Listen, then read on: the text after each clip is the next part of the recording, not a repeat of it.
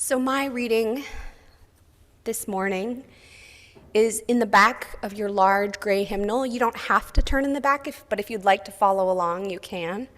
It's number 490 at the back of that hymnal. It's called Wild Geese. You do not have to be good. You do not have to walk on your knees for 100 miles through the desert repenting. You only have to let the soft animal of your body love what it loves. Tell me about despair, yours, and I will tell you mine. Meanwhile, the world goes on. Meanwhile, the sun and the clear pebbles of the rain are moving across the landscapes, over the prairies and the deep trees, the mountains and the rivers. Meanwhile, the wild geese, high in the clean blue air, are heading home again. Whoever you are, no matter how lonely, the world offers itself to your imagination, calls to you like the wild geese, harsh and exciting, over and over, announcing your place in the family of things.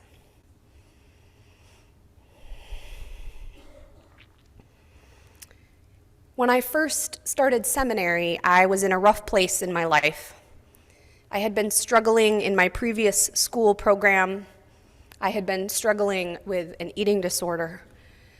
I was overwhelmed with imposter syndrome, the persistent feeling that I'm not good enough to be friends with that person, not good enough to be in this seminary program, not good enough for whatever it was at the time that was making me feel like I was not enough. And then in my first year preaching class, the first assignment, they asked us to choose a reading from the back of the hymnal, then to read it in chunks and intersperse little bits of sermon inside the reading. This was like dipping our toes into learning how to preach. And so I chose the reading that I just shared with you. It was my first exposure to Mary Oliver at the age of 25. I had been a science and math major, so poetry had not been in my sphere as often as it is now. You do not have to be good. That one line made me weep. I had to practice it over and over until I could say it for the class without tears. You do not have to be good. You do not have to walk on your knees for 100 miles repenting. You only have to let the soft animal of your body love what it loves. Mary Oliver has a special gift for noticing the things that others of us might overlook. In the hustle and bustle of our lives, we don't notice things as mundane, although as ever-present, as our bodies.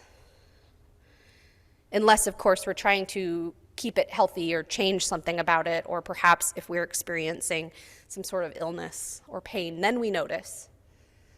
But Mary Oliver says our bodies are simply soft animals, and that we can be kind to our bodies, that we can let them love what they love. There's another moment in that poem that pierced my heart, the one that says, "Tell me about despair, yours, and I will tell you mine. Meanwhile, the world goes on." Meanwhile, the world goes on. When despair sits in our hearts, it seems cruel that the world would go on.